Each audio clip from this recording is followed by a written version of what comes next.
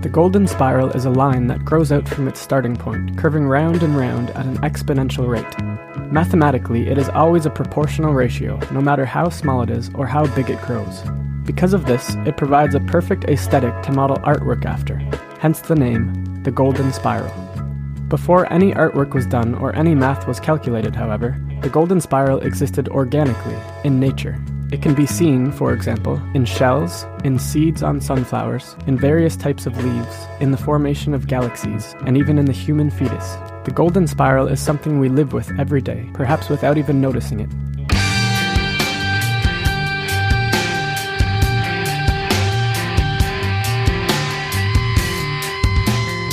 Grimerica. Although he was paid to be the cloner to make humans, they're called Takadama, Adam and Eve, only to be slaves and snack food, but he snuck a bullet in the furnace there. He wanted to do something more interesting.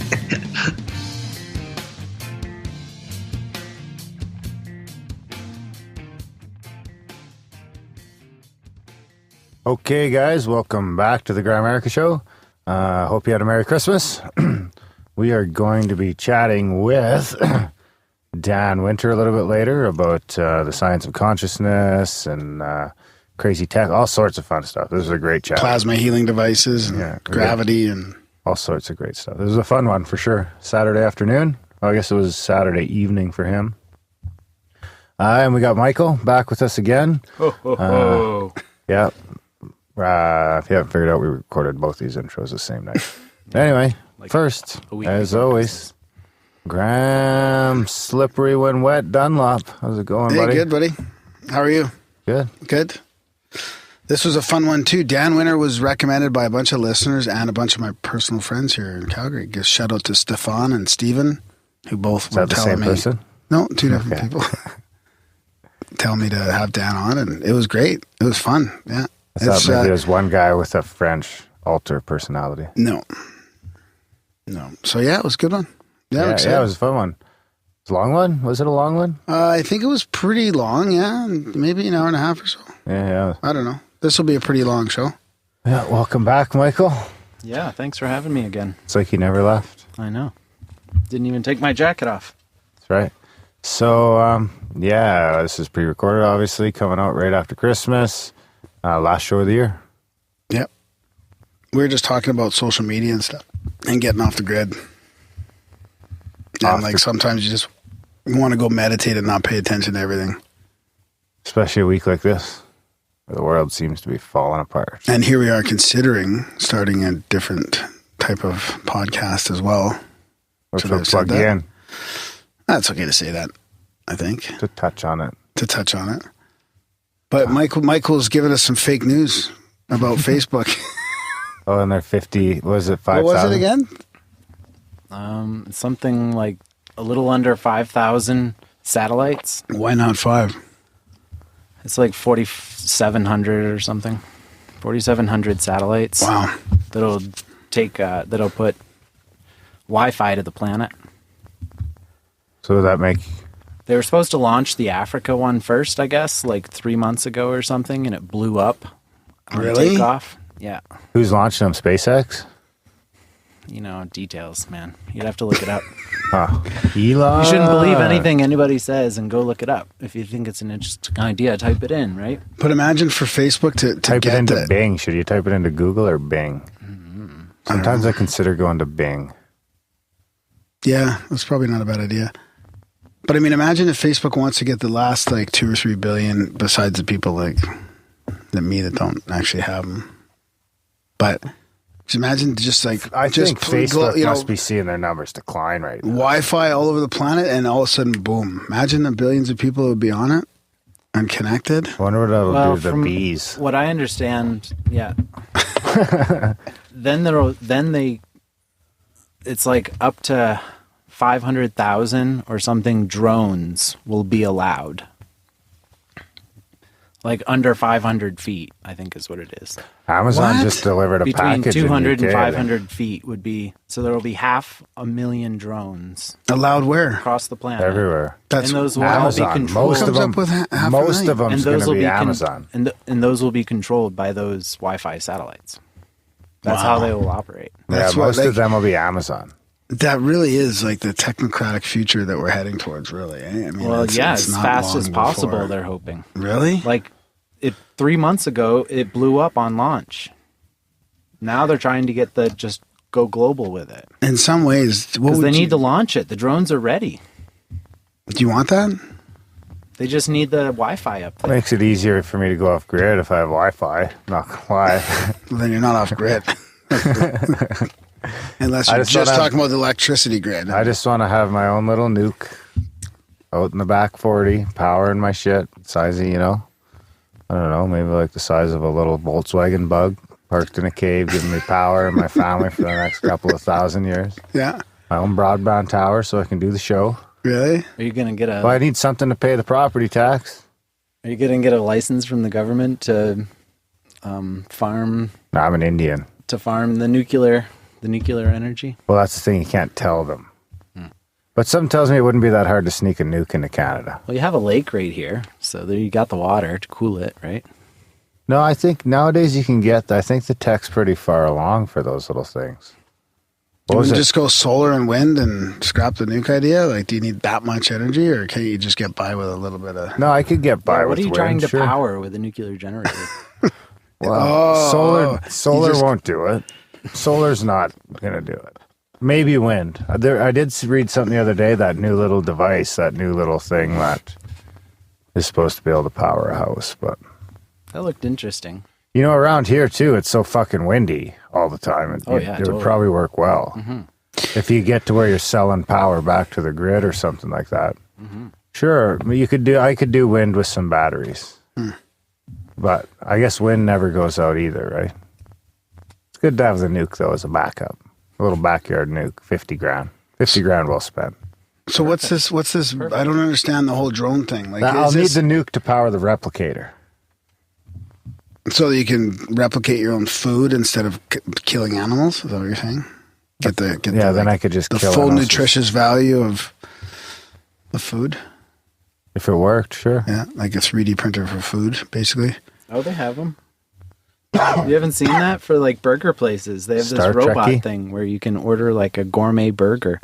Like you can choose the type of meat and what you want in it and how it's done. And yeah, but it's not from a molecular level or from a... They print it. Yeah. It's all loaded. It's loaded. Yeah, totally. They just throw in little bits of pork. I don't know if they're to the point. Yeah, but I'm saying it's real. It's real meat though. Right? Yeah. Yeah. I'm talking about like fake meat. Where it's I think they are I'm pretty sure that they're printing meat. Well, I know they have tried it. I just don't think it's at that scale of like. I don't think they've figured out the. They just ate that burger in Australia or whatever that they grew, right? Yeah, but they don't have the mouth feel and the bliss point that all the fucking processed food manufacturers have figured out. And I think didn't it cost like 80 grand that burger? Yeah, exactly. It was 250, I think. So, but I think the replicator is more like Star Trek, where you just fucking go in there and say, give me a fucking A&W cheeseburger from 1952. It's like, bling, here you go, sir. Totally.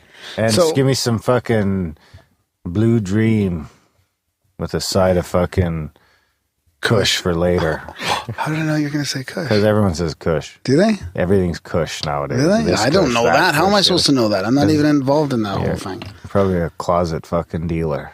Right.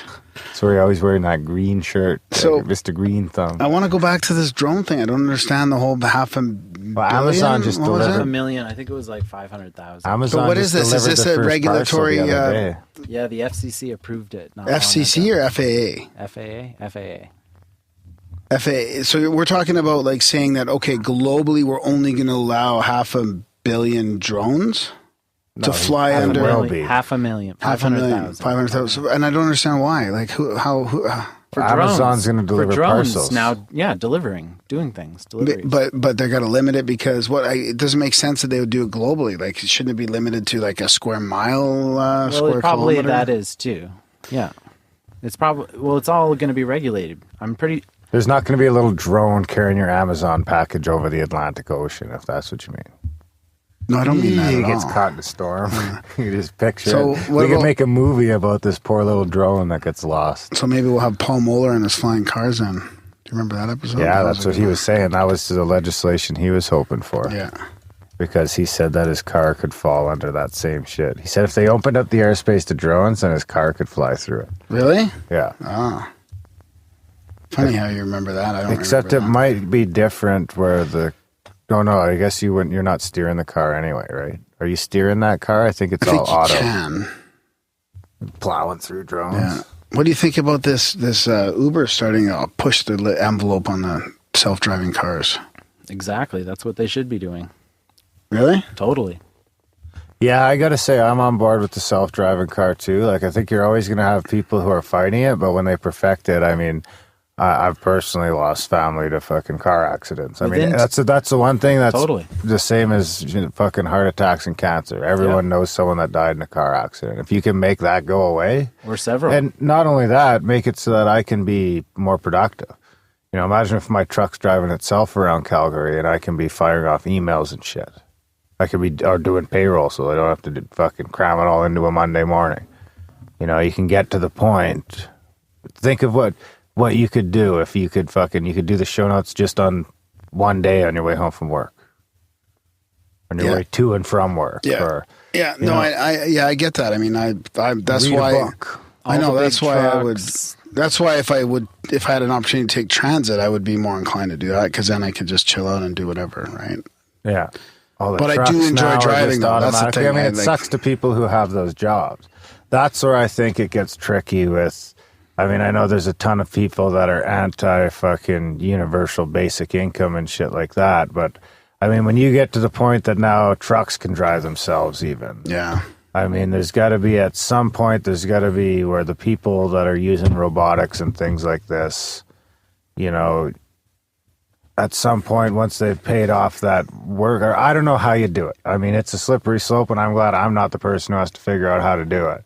But, I mean, truck driving's got to be the most popular job on the planet right now, I would guess, or one of them. Every country, everywhere, has people driving trucks with shit on it, delivering stuff. What happens when that stops? Well, when cars came around, all the people that shoed horses went out of business. All the horses were gone. But we're getting to a point now where it's different not because any jobs left. Like America's already to the point that there's no real, the jobs are disappearing already. Now you can't drive truck, and pretty soon fast food restaurants are going to be automatic. You just go and type some shit in and it drops. So you know what's going to be left. And that has to be addressed. Yeah, and the economy is just not working properly for Maybe it's not about working people right now. Maybe it's about meditating. Sure, but as long as I don't have to pay my fucking rent next month. No, but that's the problem. Facebook. Yeah, but that's Facebook, one or the other. I'm fine with either of those, but the problem is that in the current system, all these people are still going to have to pay bills. So I'd love to meditate all day. 0 point. Sure. I mean, if that happens, sure, I guess now is going to be the time. In the next couple of decades, there's going to be a major fucking shift. There has to be a shift. Something's going to have to give. Because the economy is not sustainable, and it's not.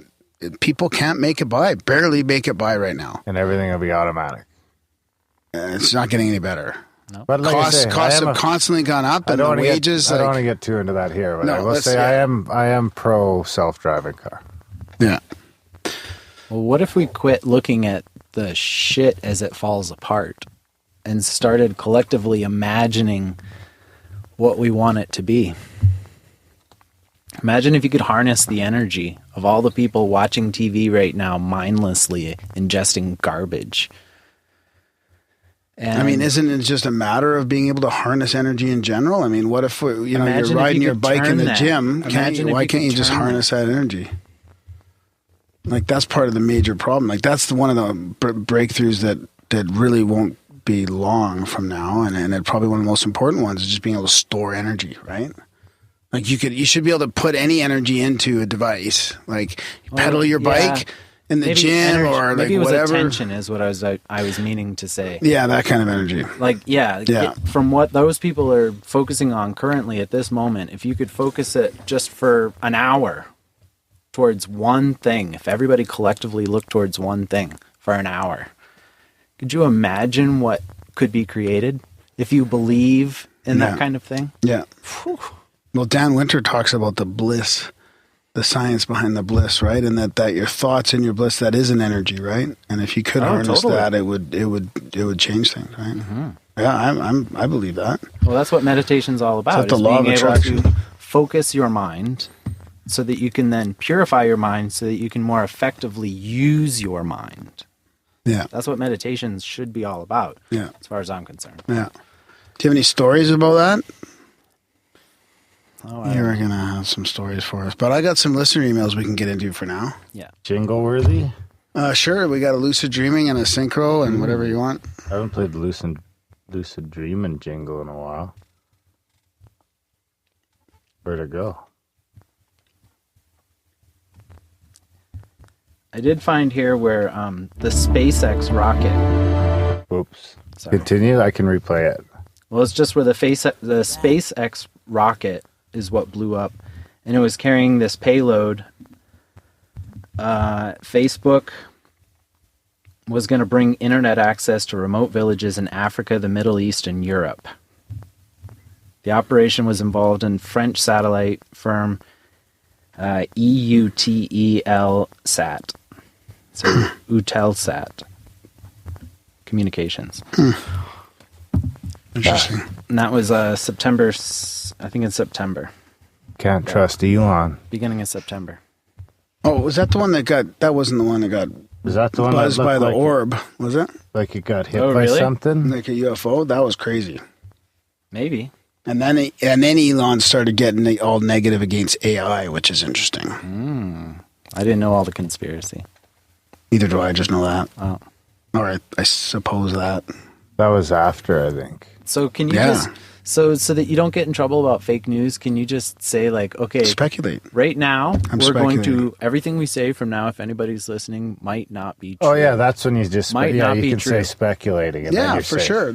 I think that's part of the problem is that in the mainstream is nobody's saying their bias or their agenda. Like Right. we are funded by this or this is fucking, Right. you know, this. Nobody's telling anybody about that. It's just all pretending to be real, right? So, I mean, I think if we're going to speculate, let's say we're going to speculate. Like That's I'd right. say every media outlet would have like a no-go list. Like you can't talk about these subjects. Yeah. Right? Because Yeah. of our sponsors, because of whatever. Yeah. Do you ever think that the mainstream media will talk negatively against prescription drugs? Never, right? So there needs to be like a no-go list.com where everybody figures out what CNN's no-go list is, what ABC's no-go list is, what Fox News is. You know. I think you can tell just by the commercials. Well, of course that you would can. help. Well, that would give you a start. Of course you for can, sure. but write it all down. And then you don't have Put to it all watch on the a site. commercials. That's a good idea, actually. Yeah. Sponsored by. Yeah. And here's who's, you know, who's running the whole Business show. idea. Yeah. Well, I'm sure it's all out there. It can be like a flow chart. Like GE is one of the bigger companies in this fucking media conglomerate, and then it's fucking all the General Mills and all these other people, and they're basically shareholders. poisoning you to death. And That's kind of what No Agenda does a little bit sometimes. yeah, it's like that app. I mean, isn't there those apps already that can give you? Oh, I'm sure there is. Give you a corporate, you know, an ethical corporate company. Like if you're looking for a product, and they say these guys like treat their people well, they're good for the environment, they're, you know. They're disclosing poison on the bottle or whatever it is. Yeah, I looked that kind of stuff up, like for getting a car seat, for instance. So it's not like the most poisonous car seat, you know? Yeah. You guys ready to rock Yeah, and let's roll? do it. Is it real or a dream? What does that even mean? So this is from Max, and I think he's in Max contact. L? Yeah. I think you're in contact with him a little bit. So I don't know if you've seen this or not. I see him on the Facebook. from Oh, he's time on to the time. Facebook. So hey, Graham, I figured out I would relay my first big lucid dream in a while. I've been waiting for a dream of something to share with my favorite podcast. Thanks, Max. I will try to keep this story short, but with the bit of backstory, it might be long. So here we go. This happened Saturday, the 3rd of December. So the backstory. I've had 2 open heart surgeries in my life. First when I was still an infant, the second when I was 12. I had a close call with an ATV accident when I was 17. He put in brackets no EDEs. I think he means no NDEs. Then I got a pacemaker when I was 19. The point being, I've dealt with hospitals for all my life. I woke in my dream to a blinding light. As colors and things settled a bit, I could see what I thought were surgeons and nurses around me. Instinct set in, and I asked where I am. Something told me I was in surgery. I thought it was weird because I've woken up underneath heavy anesthetics. It was when they were taking the tube out. So that my airway was open and I didn't have an oxygen mask on. This was really weird, and I knew this was a dream. At that moment, I saw a scalpel coming down to make an incision. To my horror, it did. I felt warm liquid pour across my chest. There was no pain from this cut as well. I thought the surgeon just used a bunch of Novocaine to numb the area. I did have a surgeon tell me that he was going to do that before one of my surgeries. Anyway, I'm kind of freaking out on the inside. The last thing I remember is something sliding into the incision that was made and thinking the drugs will kick in when you wake up. So he's saying the last thing I remember is something sliding into the incision that was made, and me thinking the drugs will kick in and then you'll wake up. I woke up in my bed and got up, got up and immediately put it down in my journal. This was the most real dream I have had. I'll have to send over some coin to my favorite podcast as soon as I can. Please continue what you guys are doing. Also, on your 200th episode, a thing that you guys did really right was you got Spotify fast. I think this was a game changer. I also downloaded the show on a whim because your show, I believe, was a recommendation from what I was listening to already, or it was Lucid Dreams. I really don't remember. Max. Yeah, that's funny. I just used Lucid Dreams as an example for the back catalog. Yeah. Yeah. You know, he was talking about getting a pacemaker. Makes me wonder if that could be like a memory. What do you mean? Of his surgery. Oh, yeah. Lucid dream, they would have cut open his chest with the pacemaker, and I'm assuming. I don't really know enough about it, but that's what popped into my head. And then it's crazy because he was lucid, and I guess he was too sort of in shock to try and change his environment, right? That's what sometimes when I get lucid, that's what I do. I just go with it. Which is kind of know you're dreaming? Yeah, because I kind of don't care. Like, I'm dreaming, I'm having a good time. Like, I don't necessarily need to fly right then. Jesus. What? So thanks, Max. That was a good one. Yeah. What's that picture? Oh, that's a picture of a synchro. Ooh, synchro jingle? Sure. I'm just going to go with, we haven't done this one in forever.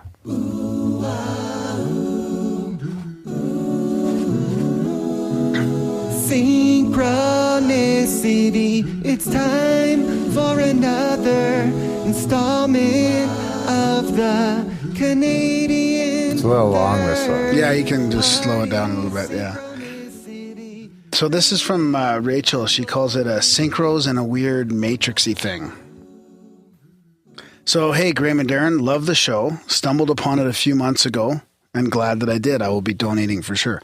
Actually, it's kind of cool to figure out how people find the show too. So it's cool if you tell us where you were from and where you found us, how you found us. It's our only marketing. It's good to know. It's good to know. It's our only marketing analysis. Especially if we notice a pattern. Yeah. So she says, I have some synchros to share with you. Would love your point of view. One is a weird matrixy sort of thing. Not sure if I believe we live in a matrix though. And the other is a synchro. First, the weird matrixy thing. Oh, this is a bit weird. I had a sudden leak in one of my car tires, so I took it to the local shop to have it repaired. The employee showed me where the nail was in my tire and fixed it with an easy patch. I saw the tire before and after the repair. The fix was in the middle of the tread. It was a simple fix and I was back on the road in no time. The next morning when I got in my car to go somewhere, I immediately got a warning message on the dashboard that the same tire had very low pressure. So I drove it back to the same gas station to have it checked out. The same employee was there to have fixed it the day before. He took off my tire and asked me if I had gotten a second after he patched it the day before. I'm sure she meant second leak. He showed me a second patch on the side of the tire, which was the cause of the new leak. The only problem is that I never had a second flat tire and never had it patched, and especially on the side of the tire, which is not a safe place to patch a tire. It was not there the day before, and the employee knew this too. He was a little spooked, and so was I. I had to purchase a new tire because the patch was not fixable. I was there the day before when the same employee fixed my tire. The patch was in the center tread, which was still there the next day, but for some odd reason, overnight, a second patch appeared on the same tire, different location, and was patched by itself. The only logical explanation would be that someone stole my car in the middle of the night, got a flat tire, had it patched, and returned it to me before I woke up the next morning, which obviously did not happen. They scammed you. They gave you a shitty tire. No. No, they went to fix the leak and they gave her a different tire instead? I don't know. And the imaginary scenario should be a lot more to it, like knocked over a Jack in the Box, got chased down Broad Street, had a run in with the locals. Oh yeah. Yeah. Yokels, the local yokels. Okay, so here's the synchro. My husband passed away 3 years ago. Oh, you know what? This is the second woman that's been emailing in about new belief system, like NDEs and afterlife after their husbands have passed away. Oh. Yeah. Just recently. It's really interesting.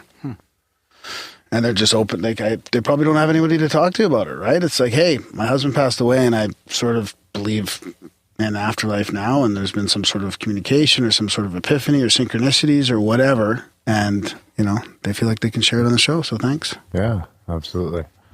So my husband passed away 3 years ago from a brain hemorrhage. He was an organ donor and helped 127 people ages 4 to 92. Wow. I didn't realize that was... He was a hero. That was so possible. 127 people. I'm an organ donor too, but something tells me they don't want... They don't want your organs? Do they check them? They must check them. Yeah, I think they the lungs are shot. The rest of me's probably in pretty good shape. Huh. Well, I don't know about that. Easy. I have become an ambassador with the local... Can't all be perfect human specimens there, Mr. Dunlop. Thanks, buddy. With the local SCA Organ Donation Foundation. So she's become an ambassador with them. I was a guest speaker last month at their annual symposium where I spoke to 1,400 physicians. Wow. That must have been a little nerve-wracking. I parked in a reserved VIP spot right by the front door. The parking lot had over 1,400 cars in it and were all high-end vehicles, Mercedes, BMWs, Teslas. My late husband drove a beat-up white 2000 Toyota Tundra. Nice. You don't see those that often any longer, and especially not in the reserved VIP parking for physicians. All I could see were luxury cars as far as the eye could see. I parked in my VIP reserve spot in front and went inside to speak. When I left, a few hours later, the parking lot was at full capacity as the conference was still continuing all day, and all I could see was luxury cars. But when I walked to my car, an exact replica of Glenn's Toyota Tundra was parked in front of my car. See the attached picture. My car is the silver VMCC, and the truck in front of my car is the exact year, make, model, and color of my late husband's car. I have many more synchros as it relates to my late husband, Glenn, but this one stood out for sure. That was a good one. P.S. I was an atheist when Glenn died and worked my way out of it by study. I am now pretty sure we survived physical death. Not sure how or why or what that means, but I think it's true. Podcasts such as yours have helped me with this. Cool. I spent some time as an atheist. And then there's a Leonard Cohen, there's a Leonard Cohen thing here, quote at the bottom. There's a crack in everything. That's how the light gets in. Leonard Cohen, is that Wreck of the Edmund Fitzgerald guy? I don't know. I think so, right? I don't know. The singer, the Canadian singer-songwriter? Yeah. So you had an atheism phase? Yeah. When? I don't know. Oh, Everybody has a I had questioning one. phase, don't they? I had one when I was like 19 or 20. Yeah, That's probably my around trip. then. I think. Yeah, before around my then. trip. Yeah. It's I'm part of not going to finding rate yourself. the synchro, though. Or maybe I'll rate it. I'll give it like a 8.9. Yeah, that's pretty That was a great one. interesting. What about synchro? As much as it is just, your mind sees and finds what it's looking for. Her imagining. No, I don't think so. It's more of a synchro, I think. I think her pulling It's not that, even. I think she it's less pulled of a that into synchro, and being. maybe it's more of a message. sign, a message. Yeah, that's what. Yeah, that's. Because to me, a synchronicity is like 2 or 3 things that like all happen kind of at the same time. It's less of a coincidence and more of a sign, a little nudge. Well, it's like a coincidence, but Or it's almost like a 3 of them support linked system, together. right? Or a good job, or a Like 3 coincidences linked together. guardian angel. Yeah. I think she responded to my response, and she got into more details about that. I'm not sure, but anyways, I don't have it handy here. So I smelled my grandmother for like a month after she died. Like every day or two, I'd smell her around me because she had this certain cigarette that she smoked and this perfume, this blend of the two. Yeah. And even now, like every now and then, I'll like smell that for no reason. I'll be in a place that there's no reason why that smell should be there. Although it could just be memories triggering. Justin's supposed to write a blog on that about smells and paranormal smells phantom smells. Yeah, he's working on one. He's trying to get it out before the end of the year. Cool. I got another lucid dream. I won't play the jingle again. Sweet. Okay. This is from Mike B. Mike B. Checking Mike B. No. Okay, I haven't read Mike this for a B. while. So he says, "Hey guys, there's one time I would call what I would call a lucid dream. I dreamed that I found myself all of a sudden sitting at a table playing cards with several cowboys in an old Western saloon in the USA, just like in the movies. While sitting there, I thought to myself, this isn't right. I'm not supposed to be here. I must be dreaming. No one at the table was talking, so I said, okay, guys, say your lines. That was the wrong thing to say to them. The saloon became totally silent, and everyone there stared at me with killer eyes. I guess they didn't like me saying they weren't real, just actors in my dream. I immediately woke up, and I found that I had done exactly what I was not supposed to do. Get all excited when I realized I was dreaming and get kicked out of the dream. I recall your interview with Robert Wagner where he warned of this happening. And I've not had another lucid dream since this one. If I do have another, I hope to stay calm and my dream will last longer. Feel free to share my experience. Keep up the good work, guys." The trick is to set your alarm for like 6 a.m. or 5 a.m. and then like drift off back to sleep. That's the David Wilcock way, right? That's the wake back to bed method. Yeah. I was just watching that yesterday before David Wilcock narrating some Antarctic. Oh, yeah? Seems to be a lot of Antarctica seems to be coming up a lot lately. Yeah, there's some new crack in some ice shelf. Is there? I thought it was a pyramid or something. We might all get flooded. Flooded? I don't know. What happens if that cracks? And then makes a wave? I'd have You to mean make a imagine. wave or melts? I don't know. There's a crack in the ice, and it was newsworthy that I saw today. And Calgary will be beachfront. Maybe. That'd be good. I And guess. get rid of California. That'd be too bad. Where would they make the movies? And the Joe Rogan show. I don't know. Man, I like California. I've never been there, but I want to go. You know where else I want to go before it fucking goes underwater is Hawaii. You should. Yeah. I'm going to go... Kauai. Kauai. What's that? It's like one of the Western islands. Oh, no, It's yeah. a little more, I don't know. I want to go for sure to Hawaii. They filmed Indiana Jones there. I think I want to go sooner than later. Maybe once the girls are old enough, we'll like save up and do like a Christmas trip or something. Go surfing. There's like no sharks there either, is there? Well, yeah, but they're not like there's sharks everywhere, but they're not really a problem. That's good. Australia, they seem to be a problem. Mm-hmm. I don't want to go any place where sharks are a problem. It's like my childhood fear to get fucking eaten by a fish. Anyway, you got anything else? Yeah, I got a squatty potty warning. Uh-oh. And like I said, there's two things we're getting the most feedback from. Us doing a flat earth episode and the squatty potty. Okay, well, roll. You've really touched a lot of people, Darren. Let's keep talking about it. People still think we get paid by the squatty potty, which we do not. But there has been a lot. I've heard of like at least 5 or 6 purchases of the squatty potty from listeners. You should send a letter to And we ruined some Potty, people's man. Christmases. Do you know what? I don't think mine's working properly. Get your first sponsor. Some people know about their Christmas gifts because it came out last week. Oh, that's right. Yeah. I don't think it's working properly, mine. And I realized today after trying yours that my toilet seat is so high that my squatty potty is not really being effective. You need a 9-inch? Maybe that's why you need a 9-inch. You have a taller toilet. Yeah. Or if your legs are like... My legs go to sleep no matter what. And your legs are like up to my knees, so... Yeah. It's hard to make a short guy squat. Yeah.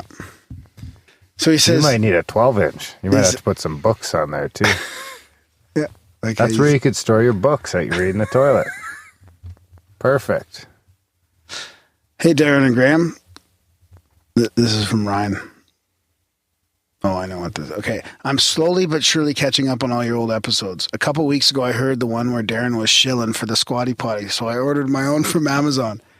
It works great, but I have a word of warning. When coming inside from brutally cold days to use it, make sure you give your little partner a good stretch and push him downward. Otherwise, you may pee over the back of your pants. You got to get... Your pants got to be ankled. I hate shrinkage, he says. I'll be sending you guys another donation in a few days. Honestly, you guys are probably the best value for entertainment and interesting topics out there. By the way, I think I can safely say I'm the first member of the LOTW posse. Don't say it, Darren. Being a good old boy from Northern Ontario, Darren will know what that acronym stands for. Thanks, Ryan. And I think I know. Lake of the Woods? Yeah. I'm assuming that's what it is. That's got to be what it is. Yeah. How long have you, when's the date on that email? Today. Okay. Yeah. I was thinking, I knew Graham right away. sent that email for like, I knew right away. Putting it into Google, looking at maps. Lord of the Rings. Where did he say he was from? I don't know. He didn't say. Just from, he's a LOTW posse. Yeah. Northwestern Ontario, biatch. Yeah. So, yeah. Well, thanks for the support. That is kind of the premise of the value for value. If you haven't heard us chirp about it enough, that's if you find some value from the show, then head over and grimerica.ca/support and see if you can't give $1 or $2. Yeah. The most popular is a $5.50 a month, which turns out to be about $1 an episode. That really helps. Yeah, Because we have a bunch of fixed expenses here and a bunch of variable expenses, and really we have no ads and no other income except for listeners, right? Yeah, we never want to do paywalls or anything like that. We've taken the vow of poverty, so we whenever you and we expect we don't expect everyone to support or all the time, but when you can and if you can, check out grimerica.ca/support. And of course, there's always a ton of different ways you can help with the show without costing you a dime. You just check out Graham's show notes. You can review the show, which helps in tons of ways. Share the show wherever you can, whether that's Facebook, Google, Reddit. I don't know, wherever people share stuff these days. But share the show, tell your friends about the show, and that all helps too. And the easiest way to tell your friends about the show is to just sign them up for the newsletter. And you don't even have that awkward conversation. Grimerica.ca/news. I would say if you're like listening to this while you're riding the bus, you should just take the headphones out and turn the volume all the way up. That's right. And just play it. Be proud. Be proud. Wear your Grimerica on your shoulder. There you go. Hard on your vest, is that how it goes? Hard on your shoulder, is that, did I fuck that up? Hard on your vest? I Bob and Doug'd it. Yeah, you definitely Bob and Doug'd it. We are in the Great White North. The Great White North. Well, we just came out of the grips of winter. Yeah. It's still winter. Wait till January. It's going to get cold as fuck next month. Oof, I don't want to think about that right now. Looks like it won't be too cold for Christmas. Speaking of winter. Dan Winter. Enjoy the chat with Dan Winter. And we hope you had a Merry Christmas.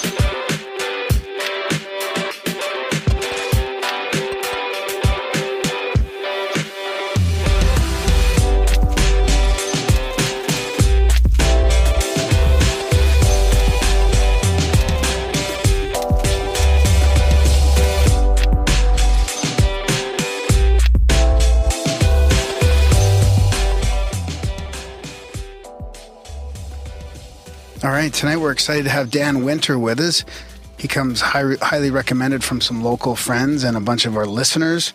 And he's been researching and studying a bunch of different topics. He's got a really long bio here that I won't get into the details of. We can let him share it, but it's kind of about negantropy, DNA, fractals, golden ratio, sacred geometry, plasma rejuvenation, gravity, like all kinds of crazy stuff. And then throw in some spirituality and some bliss in there as well. So I'll let you get into some of those details. Dan, welcome to the show. Well, thank you. Thank you for inviting me. I'm happy to share with your audience. Just briefly, my background was electrical engineering, University of Detroit, and then systems analyst with IBM, graduate work in psychophysiology, and then I was trained in the Gurdjieff sacred gymnastics somewhat famously, did a lot of travel. I became a biofeedback inventor, and I've done a lot of work in psychophysiology, taught physics of consciousness around the world for 20 years, taught in most cities in Europe, America, and Australia. And yeah, we've done a lot of work. And currently we're involved in advanced energy research tech, plasma rejuvenation tech, bioactive field theory, and lots of cool stuff. So yeah, and the physics has been successful commercially, so we're kind of happy at the moment. Yeah, that's a great little summary there. What got you interested in all this this sort of the more esoteric stuff?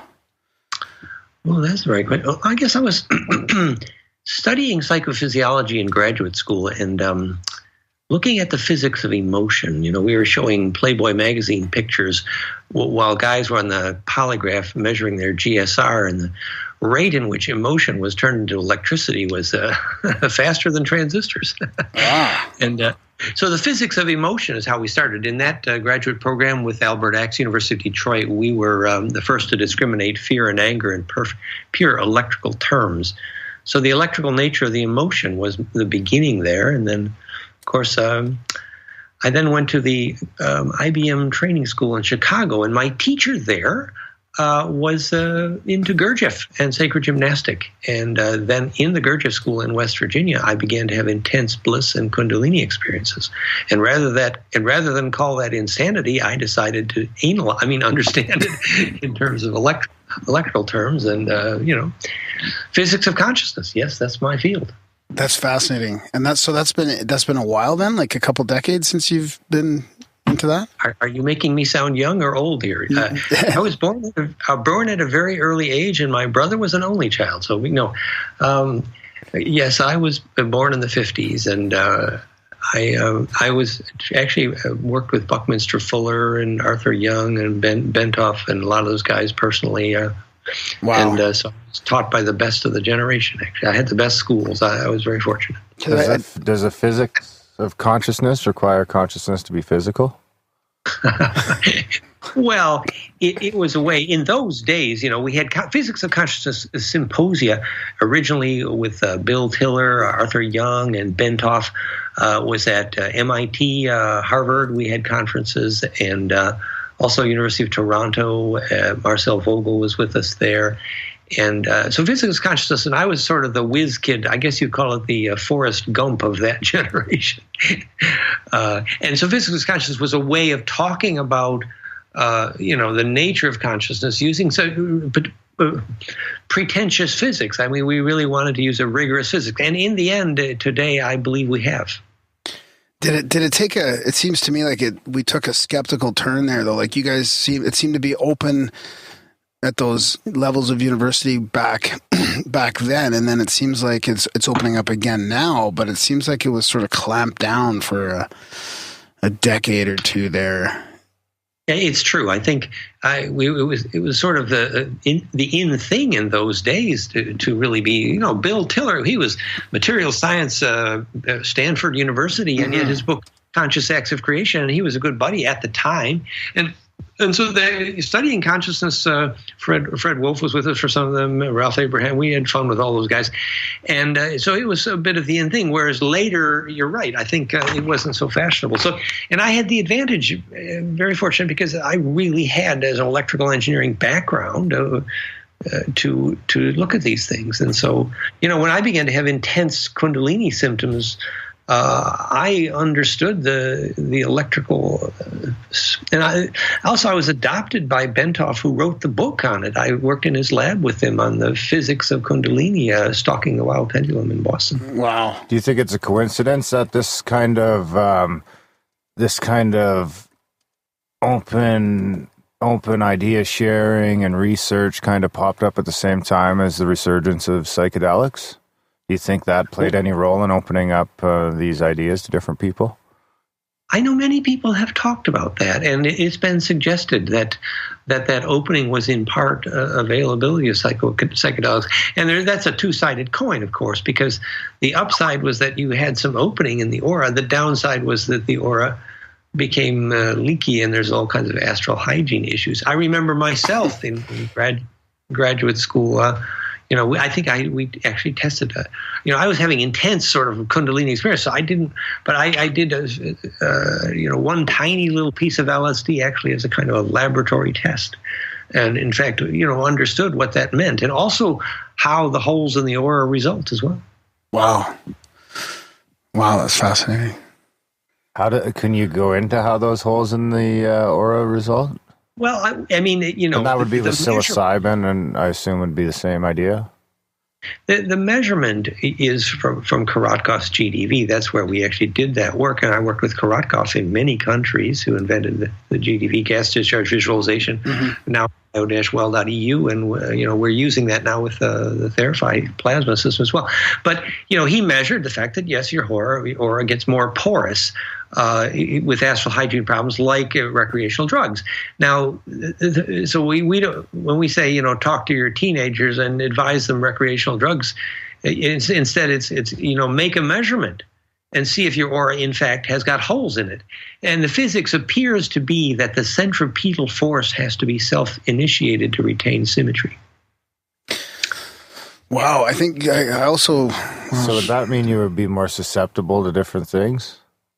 Yeah, I'll give you a practical example. I was working with a famous shaman named Robert Archer, who there was a whole bunch of criticism of Drunvalo in those days about astral hygiene. And Robert Archer ran indirectly the Santo Daime Ayahuasca Church in Sedona area. And, he was expert at seeing the entities, but it was also my experience that he was more afraid of them, actually. I say this with honor. But and I think what it was is that, you have penetrated, but if you do not initiate the centripetal force to create the perception to the higher frequencies, which is really what aura clairvoyance is, then unfortunately the symmetry that held your aura together is partially broken. Does that also? I'm not saying that all recreational drugs are. I'm sure there's legitimate uses to these things, but ultimately, only the implosion that you yourself can generate takes you through the moment of death.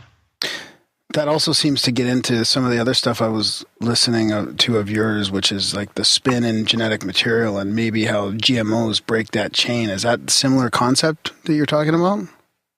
Well, it's interesting here. So the central development in our work, fractalfield.com, is clear that we call it phase conjugation by golden ratio to the Planck sphere, which is the nature of the fractal field and the nature of implosion. And we've proven, radioactive gravity. That's all at fractalfield.com. People can see the equations. And that's even very simple. It's simple. Integer exponential golden ratio, phase conjugation times Planck length and time, creates the critical frequencies of hydrogen, photosynthesis, and all the biological variables, your brain waves, Schumann, ADP, photosynthesis, Earth year, Venus year. So all the critical durations are predicted to be phase conjugate implosive. So that makes the 0 point work. Now, which makes anything that becomes negantropic and centripetal uses that. And so it virtually defines both life and gravity. Now, that being said, DNA is in the business of doing broad spectral phase conjugation in order to become centripetal, which is what makes it alive. There's interesting evidence for that. Of course, Raymond Moody's surgeons have proven that the near-death visions are electrically contagious. I ask that people think about what that means. Shared death experiences? No, that when somebody is dying on the operating table and suddenly there's a death vision happening, that nearby people get sucked in and all see it together. Yeah, that's what I was getting at. So it's like a weird Wi-Fi signal they give off. That, in other words, the human plasma aura process of successful death is to make a black hole, because that's what takes the memory in the aura plasma and renders it into charge distribution efficiency by imploding it. And that is survival through death. That's how memory goes through death.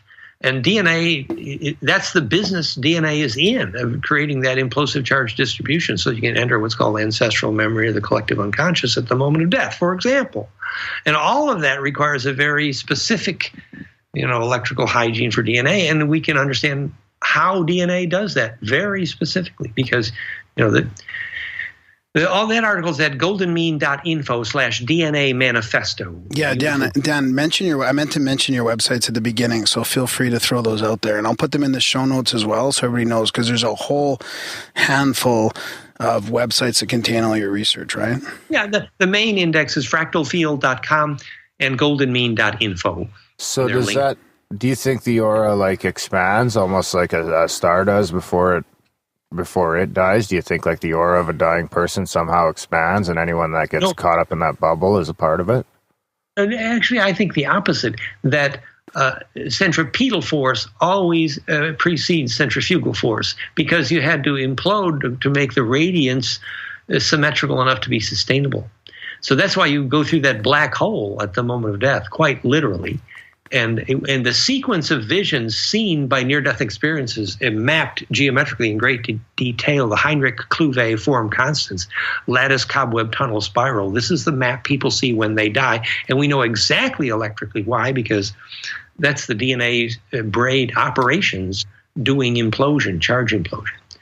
And, so there's a whole bunch of instructions there about how to electrically design hospitals and graveyards to make entry into the collective unconscious even possible, because we know exactly electrically what that is. So people in graveyards might be stuck in some sort of purgatory if there's electrical interference nearby? Well, it's more about the physics of what is in fact makes ancestral possible in a burial ground. The Hopis have very great detailed information about that, for example. They almost had a rebellion when the U.S. government tried to put steel pipes in the old Aribe Hopi burial ground, and they're very wise to do that, because they knew exactly that if you break up the conjugate fractal capacitance, then the ancestral memory, and ancestral memory is everything. I wonder if keep going. Well, just that's what Karatkov showed more about the physics of when he followed the Kogi to where they made phone calls to their ancestors, and he measured the fractality of the air, which we now do with Therify. And Therify plasma is also very good at ushering ghosts onward to their other world. We know why. It's a very good ghost busting tool, and really ghost busting. So the electrical nature that enables a ghost to move on is specifically a fractal field, and that's well defined, well measured, and we know what the symmetry is, and it's essential for the design of immortality, graveyards, and hospitals. Wow. Is that like an unwritten rule when you're building a hospital, or most people just ignoring this shit? The point there would be that almost all Western hospitals are quite literally electrically hell. The definition of hell for the survival of spirit. That's what most modern hospitals are, absolutely. Probably wouldn't want to be in the igloo after you died either then. Well, let's do this in very simple electrical engineering terms. So Karatkov is measuring where the Kogis are able to make their ancestor phone calls. He calls it tractality in air. What it means is simply a place where charge is able to be distributed efficiently. That's everything. That is if you want another way of thinking about it, you follow the Kozyrev mirror installer to where he's setting up a new Kozyrev mirror to achieve military-grade replicable telepathy. First, he has to measure the nanoteslas of the magnetic line cross on the Earth to get the site correct. And where the magnetic lines cross correctly, they do what's called phase conjugation, which produces longitudinal EMF, which is the physics of ancestral memory. So basically, you got to join the radio or you're dead, so to speak. Is that where instinct comes from? Pardon? Is that where instinct comes from, ancestral memory? It was one of my favorite jokes in high school. It was that instinct was a name for your biology teacher is clueless.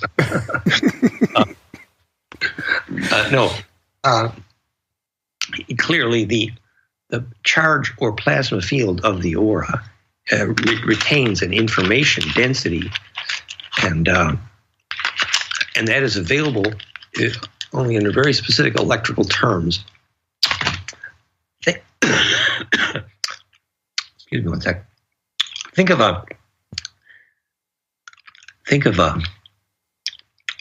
Aboriginal following a song line or a dreaming track and singing the song to not just feed the energy line, to be fed informationally by it, so that birds and instinct, even for animals, my view would be less electrically available to them if they enter the electrosmog of a city, for example, for the same reason that the voice of God is unavailable in a steel building for the most part. Geez, we're pretty much in a steel cage here in the recording studio. We're inside the Faraday cage with all sorts of electronics. It's probably not the healthiest spot to be. So I probably can't contact like my spirit guides in here, I guess. Well, we're not saying can't, but we're much more difficult. Yeah. I mean, basically, the Schumann harmonic series, the actual power spectra, 3, 8, 13, the cascade is a golden ratio harmonic cascade called the phase conjugate negantropic collapse wave.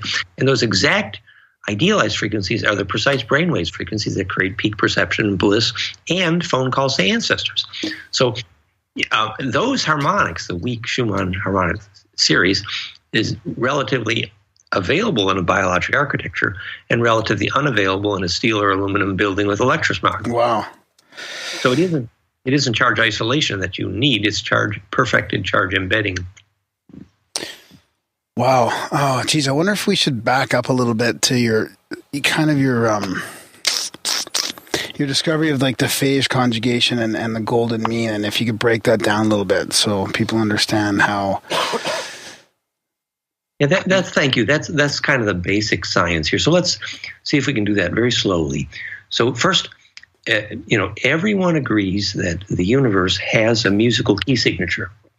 Okay. And that's called the Planck length and time. It's a unit of length and a unit of time, 1.61 times 10 to the minus 33 centimeters, into which every wave that physics has ever measured divides evenly. And it's interesting how no matter how many hundred light years you go in any direction, it remains the same. So there's a good democracy there. Everybody knows the musical key. Now, the next thing is we wrote the equations to prove that the golden ratio idealizes constructive wave interference and therefore constructive charge collapse or implosion or fractality or constructive compression. And so if you take, and that's called phase conjugation. Literally, the conjugation of phases is what the golden mean ratio is, adding and multiplying recursively, constructively.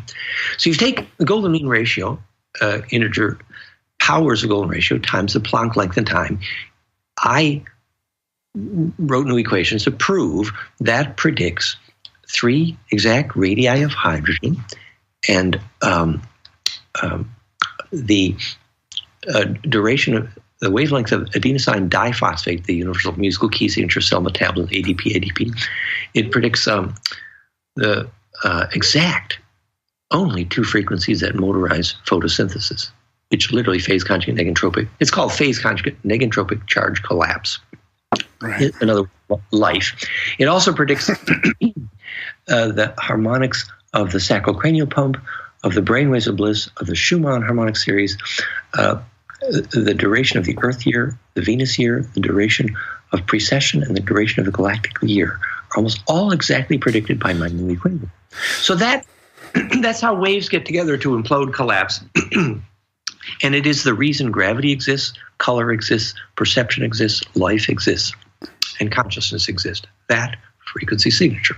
And applying that frequency signature, is exactly what mytherapy.net new plasma tech is, which is successful in 12 countries, biological rejuvenation plasma tech. Yeah, let's talk about that in a bit. So after summarizing that whole thing, how does bliss and emotion fit into that then? Beautiful. That's the right question. So I spent 20 years measuring brainwaves in our new Apple iOS app for that, flameinmind.com. And what we found out was that and let me mention one thing too before the first time I heard about emotions having a different sort of physical nature to them was through the heart math guys. Like we had the heart math guys on a couple years ago. It was fascinating. So that whole global consciousness thing, initiative, and so like only over five or 7 years ago was the first I've ever heard of that. So that's why it surprised me that your research had gone so far back. Right. The Heart Math Institute did not know how to take an EKG or to measure its harmonics until I taught them. And and my definition of coherence is called the Heart Math mistake. And you can read about that at ithrive.com, ithrve.com. Yeah. iThrive.com. And that app walks circles around Heart Math Institute because their definition of coherence is basically single frequency. And we now know that if your HRV is making a single frequency, it means your immune system is toast. That's called the Heart Math mistake.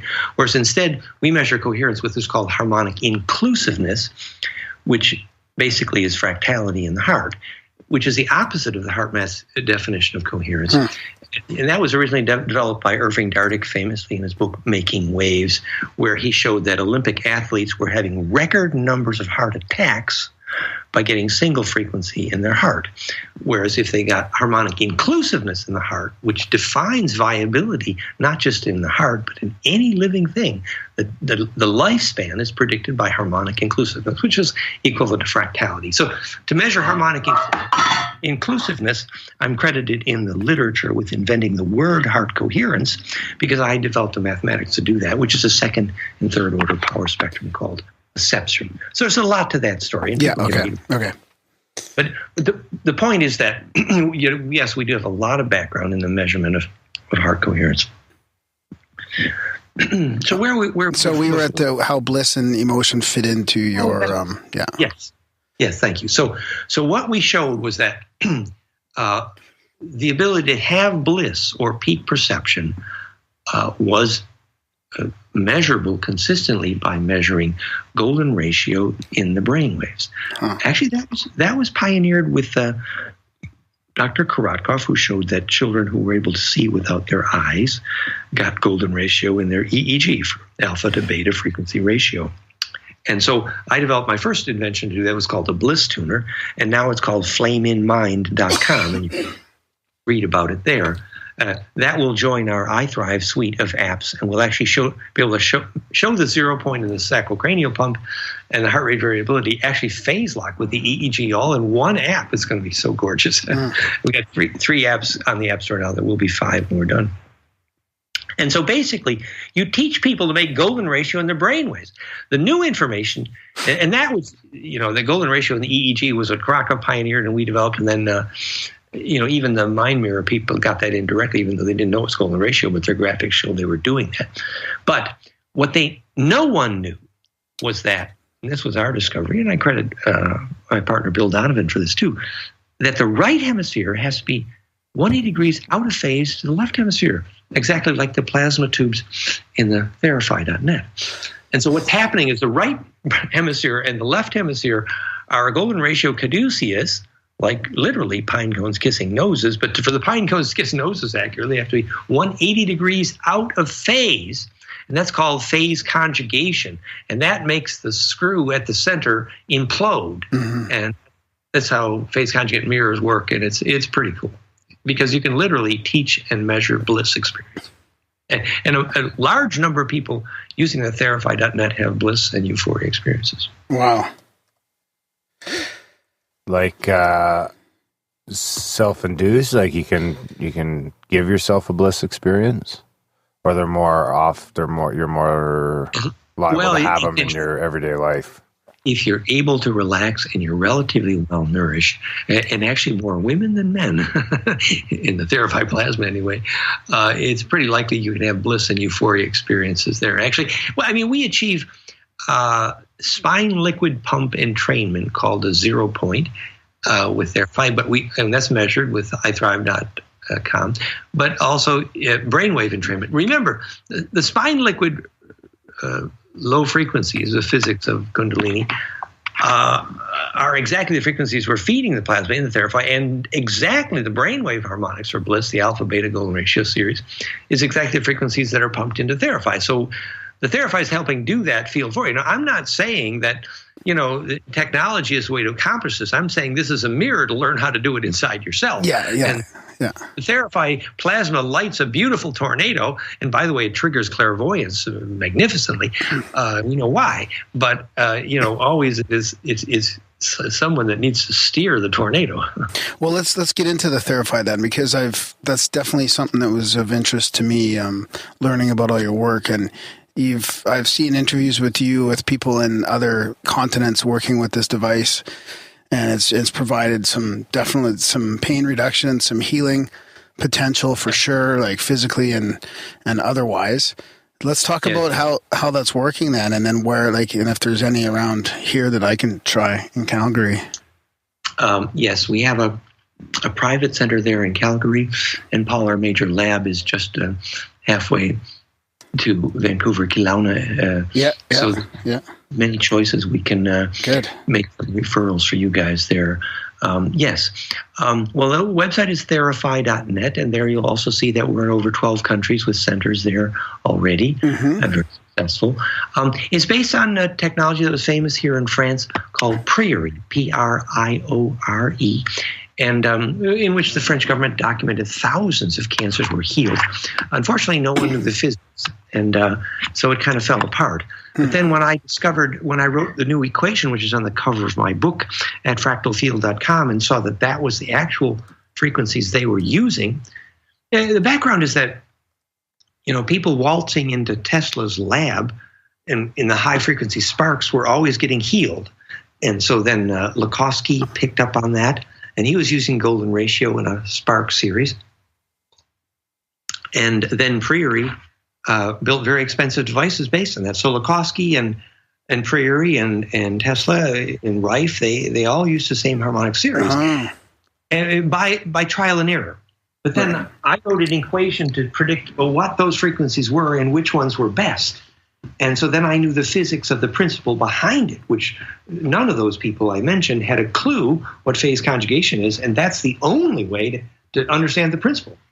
So it was at that moment that we decided to build it, which is now called Therify.net. And basically, the more broad spectral the phase conjugation, the more negantropic. That's the key physics. So this is creating a plasma wavelength or a plasma energy that will help sort of entrain your own physical. It'll resonate with you physically, sort of, and.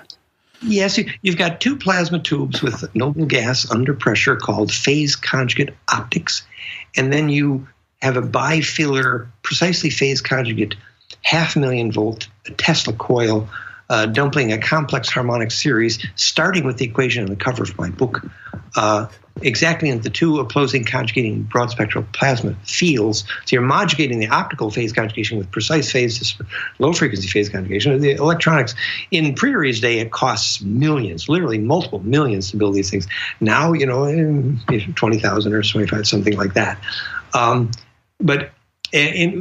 So we can deal with localized pain typically in 1 or 2 sessions, in just a few minutes, almost every time. And long-term and chronic pain, I can't say we can help everyone, but I think most people who have long-term and chronic pain we've been able to help as well, which is amazing. And that typically takes 5 to 10 sessions or something like that, which sessions are typically 3 to 9 minutes each. Once or twice a day is typically, and it accelerates metabolism. It speeds up it's a buzz. And so afterwards, it's typical detox requirements. You need hydration and grounding, to process this, because your thoughts will go faster. They literally will. In fact, people report improved decision making and improved vision very commonly. But during it, doesn't it slow your thoughts down as well? Like, doesn't it really calm you? But then afterwards, you notice an acceleration. Is that how it works? Well, since the Therify is measurably documented to induce the famous sacrocranial pump, spine liquid pump 0 point, we can use that as a metaphor here. That when the spine liquid pump goes to a 0 point, which is called the healing crisis, the reason it heals is because when the compression waves all converge to create a still point, then they emerge with more coherence and harmonic inclusiveness afterwards. So they're literally more phase discipline afterwards. So by getting that buzz to the still point, all the waves are then persuaded to agree, and what emerges is called phase conjugation, negantropy, is increased order. One way of talking about it. Sounds I mean, in like practical electric terms, mushrooms. Well, it's an electric. It's like the hero in the movie Powder. Is that to inhabit the center of a lightning bolt, you have to get to the place where all the waves agree. And that's another name for Kundalini, basically. Yeah, yeah. Can you kill like cancer cells or anything with this sort of technology? Well, the original Prairie device was famous for healing cancer, and we have literally dozens of documented stories with Therify of helping people with cancer, but I don't think we can help everyone. And we are very clear, Therify.net, you read the legal section, we make no medical claims at all, and we definitely are working with and encourage working with doctors and medical professionals. We're not bypassing the medical profession by any means. And also many of the cases of serious cancers that we have been able to help, and there are a lot, this is used in synergy with other things, notably Therify plasma-treated water used with the Therify is very effective. Also, Therify plasma-treated hemp oil is very effective in synergy with, also, of course, alkaline diet and some other things. But we also believe we can create stem cell dedifferentiation. And it's well documented that we create plant growth. So how are you working with them? It's great that you're, you're taking all this anecdotal evidence from people, and you're very open about how you are working towards more rigorous scientific studies. But is there can you explain some of the ways you're doing that? Or? Well, anybody that wants to set up a Therify center, we definitely arrange that medical professionals and professional scientists are involved in almost every case. And, you can see at Therify.net and the dozen or more international websites that are linked to that, like the New York site is Therify.tech, the Sydney, Australia site is Therify.com.au, South Africa site, Belgium site, London site's coming, and many. Yeah. Yeah. But you'll see at each of them that many of the results reports are from medical professionals, famously Dr. Gerald Smith there, who, with the New York Center, found, measured infrared swelling reduction and, really understands what phase conjugation is. And these people are very systematic about this. Now, supposedly the medical doctors here in France have had dramatic success with leukemia. And we're hoping to maybe have more formal announcements of that as well. But, definitely, we're not making medical claims, and we're trying to do this systematically and very legally. It's not illegal to have a sun lamp that helps circulation and it accelerates metabolism. Mm-hmm. So you're getting each of those centers to document a lot of cases and remember, there is such a thing as too much. Because people can get ungrounded. The short-term effect often is better, literally reported, better decision-making skills, better vision. Many people, get younger, feel a snap, crackle, pop. It's very helpful. But hydration and grounding is critical. Literally what is classically called detox is needed because you add spin density, you have to detox the blood, things like that. So. Yeah, the problem with the decision making thing is it's so subjective, right? It's just it's good when you get those physical healing things, like people that have had chronic pain or they've been in a car accident and they have migraines, and I mean it's important not to just ignore that anecdotal stuff. I mean, my girlfriend had chronic migraines for years, and we heard about this piercing called the Daith piercing. It's like an inner ear kind of piercing, that it was helping people with migraines. And there's, an argument over the internet over whether it's scientifically been studied. And we were like, well, who cares? Let's just try it. And she hasn't had a migraine in a year since she had a piercing in her ear. Inner pressure. That's very interesting. Yeah. So it did something about that, like the energy, the chi, there's something going through there. And it did something to release some pressure. Which is what Kundalini is. I mean, that's what my book shows, that the frequencies of the spine liquid pump and the frequencies of the ringing heard in the inner ear during Kundalini fit my equation for phase conjugation from Bento's work on stalking the wild pendulum, the biomechanics of Kundalini. And so what we know exactly where the ringing in the head comes from, it's a phase conjugation going to completion. So if you finish that implosive process and the flame goes to completion and implodes out the center and then gets to charge distribution, the bliss goes to its completion point. So we know what that mechanism is, and it's teachable and it's measurable. It's not a mystery. Oh, it's interesting. Yeah. So yeah, I'll have to put a link in the show notes to that for sure. It's got all the centers in there. And then you said there was one in the. There's a possibility of trying this in Calgary? The Calgary center. There's a private one, right? That's right, but we can make private introductions there. Okay. And our major genius of the Therify hardware, Paul, is there in Canada, and we'll introduce you to him. You can see that at therify.net also, and that's halfway to Vancouver. And also there's a new Therify center just going in Vancouver as well. Right on. Yeah, it sounds great. So I don't want to switch gears too far over here, but you also talk a lot about our evolution and the origins of DNA, and there's some stuff in there about the monoatomic gold. I heard you mentioning some really interesting reasons of why this gold can produce certain effects in the body. But you're also sort of warning against just these external ways of getting to a bliss point, right? Right. Well, there's a dozen of our articles on gold powder at goldenmean.info/gold powder.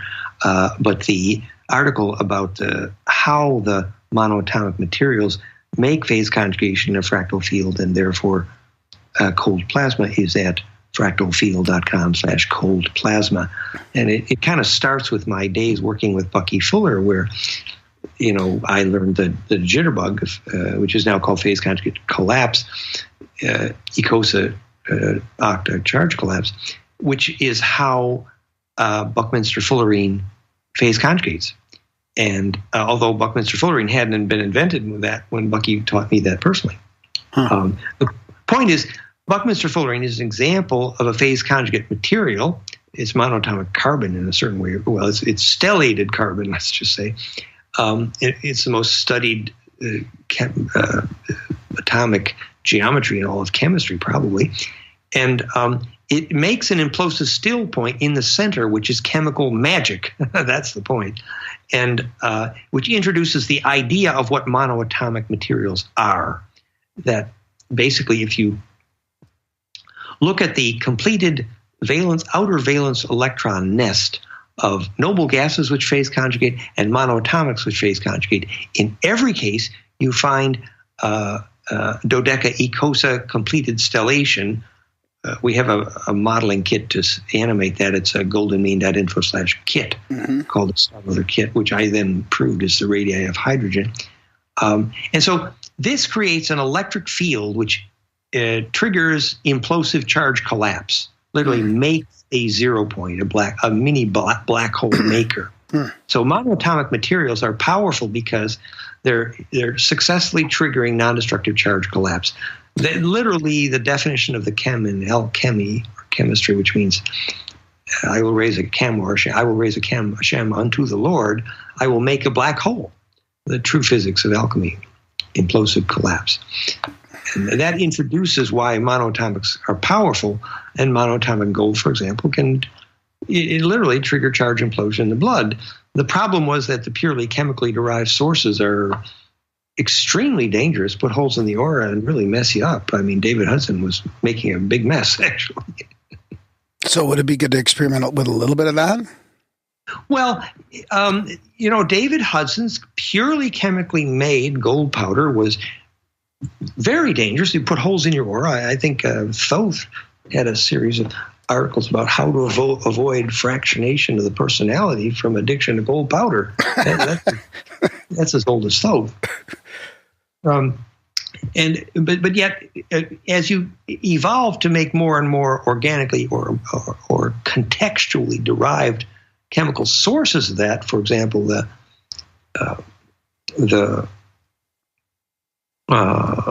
agricultural ormes, the mucilaginous material from the aloe, the manalo. So there's a whole variety of more organically derived sources, even blueberry juice, Uh-huh. And so they're able to trigger that charge collapse with more context and without burning holes in your aura. So, I mean, there's a whole history of this stuff. In the ancient times, this was served in a round white wafer, later called Holy Communion, and making it out of white bread is a joke for the church. It's stupid, but actually, it was served also in a geometry like a pine cone at Rennes-le-Chateau, and that's how the white gold powder was served. It's the mana, it's the spice. Interesting. So I did want to, you touched on the doda and the icosahedron shapes as well, and I wanted to ask you about that because I heard you mention that Jodie Foster's craft in Contact was dodecahedron shaped, and I never realized that. But I had a UFO sighting in Israel in 1990, and the only close description to the shape of this thing was either a dodecahedron or an icosahedron, depending on it's because it was moving and it was split in half, and the halves were rotating against themselves. But it was definitely that kind of shape. Oh, very cool, very cool. And we have actual photographs of people who see these orbs, the plasma orbs, and you zoom in and you have dodecaecosa. Right. And that's a very good insight. I mean, the essential physics is that, if you tilt a tetracube at 32 degrees, the chin angle of the Sphinx, and rotate and blink 5 times, you have a pentagonal dodecahedron. If you stellate the pentagonal dodecahedron, edge length 0.618, at all edges straight out, then you have an icosahedron, and you can do that interdigitated infinitely. And that's what the Star Mother kit is, goldenmean.info/kit. And we now later wrote the equations to prove that's the geometry, literally how hydrogen is built. And that creates, when its phase is scaled precisely to Planck sphere, creates implosive charge collapse, which is the only reason that hydrogen makes gravity. That's the new information. Then it is why an object falls to the ground, something Einstein and NASA never figured out. And because the waves add and multiply their phase velocities and Golden ratio scaled to Planck, and the charge accelerates towards center, and that's named the gravity. Did you catch that one, Darren? Gravitastic.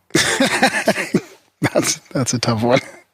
So, but there was a difference. You mentioned a difference between icosahedrons and dodecahedron as far as like our ability to reach a higher state of vibration was through more of an icosa shape as opposed to a dodecahedron. Well, actually, from the point of view of physics, wave mechanics, group theory, symmetry theory, dodecaecosa have the same symmetry.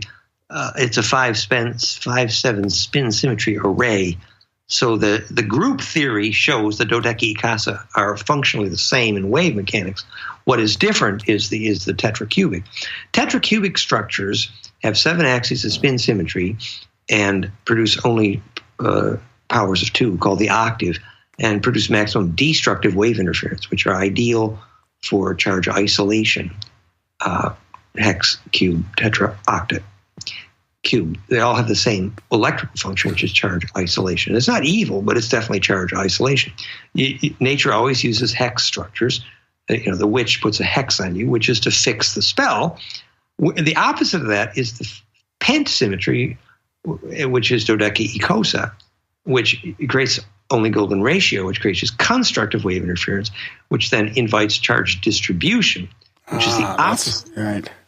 That's the functional difference. So the part of your house where you want secrets, is powers of 2, then is octave of cubes, basically. The part of the house where you want sharing, then it should be pent. This is why every living protein is pent. That's the electrical reason. Wow, that's interesting. And if you pair that, just to complete the thought, if you pair that of the 7 spins inside tetracubic with the 5 spins outside, and you draw that, you have the anu, which is proven from not just clairvoyance, but in physics, to be the geometry of the heart of the sun, the heart of the human, the heart of hydrogen. 5 spins inside, 7 spins inside, 5 spins outside, and that's the Ophanim sigil of truth, and also the Adawi sigil of the Cherokee. Huh. Man, I'd love to, if you have time, I'd love to get into how your research led you down the evolutionary path, like the evolution of our DNA and some of that stuff, because it fascinates me. I feel like we're missing something in the evolutionary thing. There's a missing link or something, and I feel like the races, how we evolved, like we're learning more and more about our genetic ancestors and how there's, Denisovian more involved, and how we didn't just come up from Africa the way we thought. And I wondered if you have any thoughts on that. It reminds me of when we were interviewing Credo Mutwa, and he was explaining why the Zulu name for Kilimanjaro means Enki, and how they had learned to eat a little bit of the grays to achieve a psychedelic. They knew a lot about the ETs down in Zulu country. But how this kind of starts is, look, the science is clear. The only path to immortality is to project plasma aura through death. And we know exactly the electrical physics of that. We know where and when ghosts go after death and why. It's very clear plasma projection physics. So to get there, DNA has to get ready to throw your aura around. And the history of that is, getting a soul is called all the king's horses and all the king's men couldn't put Humpty together again. Our ancestors were massaging, playing the genetics of royal families like we do show dogs. And why? So some point there, I decided to study every direct source of extraterrestrial knowledge I could find on the planet. But I mean the direct sources. And I spent a lot of time with these people, Morning Sky, Ghost Wolf, Alex Collier, and Anton Parks has been very helpful now, and many of these people. So I studied sort of the electrical physics of the ET origin of DNA, and all of that information is at fractalfield.com/fusionintheblood. And the short summary is that, Enki, whom we later called Raz, and Abraham, and he was later called Osiris. First of all, he looked like a frog. Every picture of Osiris in Egypt has a green face for that reason. And Poseidon, Ichthyo's fish god, and that's why the god is fishy today. But his family, which is called Draco, or Nephilim or Anunnaki from Pleiades, and every indigenous tribe knows they came from Pleiades. The bloodline was called Uru, U-R-U, the ages Uras, and this is the origin of our word Europe and Ural, and Uru, Asa, Elam, Jerusalem, and Hebrew and Hebrew. So the word Uru is very present there, and you need to know what it means. It means ancient Draco dragon blood. That's what it means. And they had a very specific blood chemistry. They're the Anunnaki Nephilim, Draco from Pleiades, Enki's family, and they had a oil-based lipid blood they breathed in nitrogen and out cyanogen, the poisonous dragon's blood. They had carbon bone, silicon nerve, and to them, oxygen is a poison and water is a poison. And we know why from their home planet. It's very clear. And that's the origin of the chemistry of most of kosher. And it's why the flag of Israel, Star of David, is also the shape of the craft of Alpha Draconis. And so their genetic problem is what we put, we were the bullet in that furnace. We're the vaccine in their Orion wars. That's basically what it comes to. Because after a few thousand generations of cloning and Enki's Nudimud, Ra, Osiris's other name Nudimud means the cloner. What happens is the DNA loses vitality, literally ability to phase conjugate, implode, and then you can't take memory through death. So it's losing your soul, literally. And that's Humpty Dumpty's problem. That's the problem that we could be the solution to. And Enki, although he was paid to be the cloner to make humans, they're called Takadama, Adam and Eve, only to be slaves and snack food. But he snuck a bullet in the furnace there. He wanted to do something more interesting. and that's why he's called Ra as in Abraham. Because he was actually trying to create potential for ensoulment. And how he did that was when he selected the Cro-Magnon to first do the genetic cross with the Draco nursemaids, basically the monkey he selected was the first in which he had ever seen compassion. And that created a situation where a passion was possible in the Ibi Uru bloodline cross, which had not been seen in the straight, Rh negative. Rh negative simply means the monkey blood is not there. Yeah, I wanted to ask you about that too, actually. Yeah, and so it means the passion of, we only hug our dogs and horses. And so by introducing the possibility of a passion and compassion, literally coherent emotion, and there was another ingredient. There's some other ingredients there. After originally, blood chemistry was based on chlorophyll only, but after a couple thousand years underground, when the humans reemerged, they were using iron instead of chlorophyll to bond oxygen in blood, called hemoglobin, Bohemians. And so the iron-based blood was a new blood chemistry for them. That's why we were called Adama, as in Takadama, Adam and Eve, which means Adom, red in Hebrew, because of the Scandinavia, the red blood, the iron-based blood. And iron-oxygen bonded blood created a completely different possibility for psychokinesis. So, and therefore plasma projection, ensoulment, all the good things. Because basically, the Nephilim fallen meant they lost ability to take memory through death, lost all long-term memory. That's what fallen means. And so getting a soul is the same as being able to steer a tornado through the speed of light, called make the L as in Elohim. And we now know that's the translation of vorticity, by which phase conjugation creates longitudinal EMF, which is superluminal, goes through the speed of light, and the physics of how you enter ancestral memory, and literally the physics of tracking with your attention longitudinal EMF, which is how you lucid dream, and what the L's, the real L's, can do and what they could not do. And so our potential, our technology is pretty childish, but our potential to actually plasma project in a way with our attention is we are the vaccine in their war. An example, a very practical example of that is 90% of the humans who were abducted by the Greys on the assignment of the Draco were indigenous in part because of the lucid dreaming potential. Huh. So it's all just a ride. So you're saying that the people that were abducted have more potential for astral travel, lucid dreaming, that type of stuff? Well, the skill to be able to track with your attention the wave front.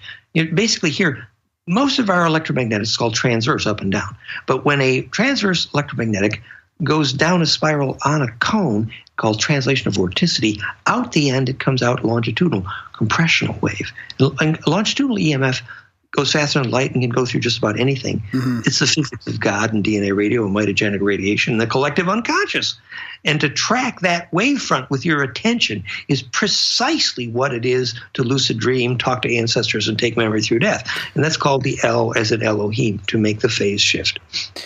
And they had the potential. The ones who had the potential to do that were the only ones who were abducted. What does that tell you? They were trying to get a soul.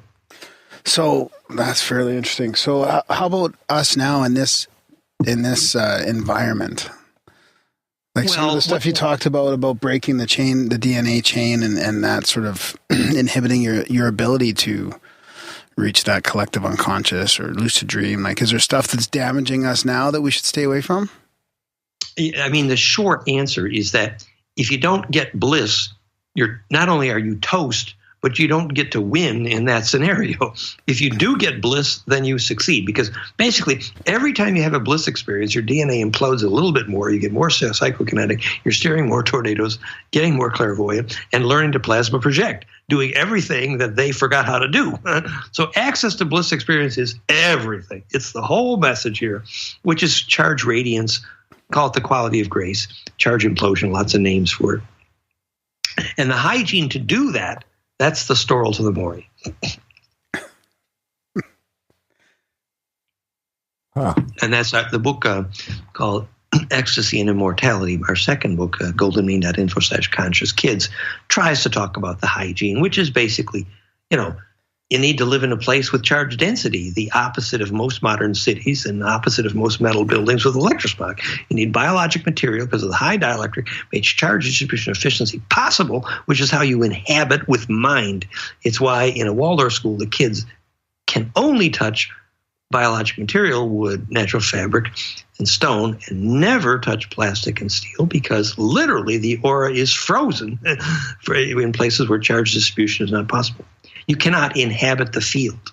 So that's step one, is begin to charge your aura, and then learn the diet of live food and genetic diversity.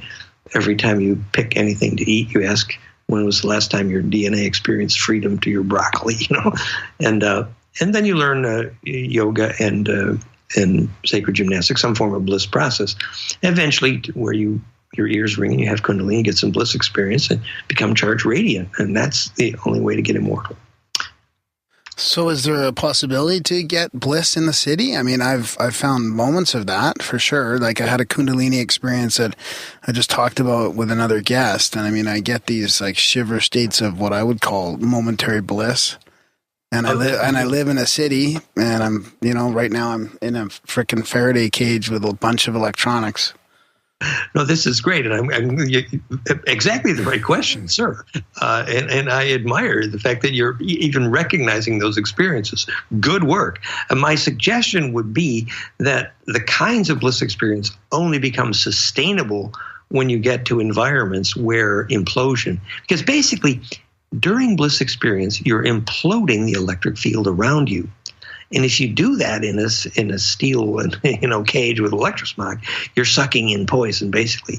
So bliss will never be sustainable in highly synthetic environments because you're imploding poison. It's the same physics exactly applies to the Therify plasma system. Therify plasma system works great in biologic environments, but you get into electrosmog nasty environments, and the Therify system actually is not as powerful because it literally implodes its field.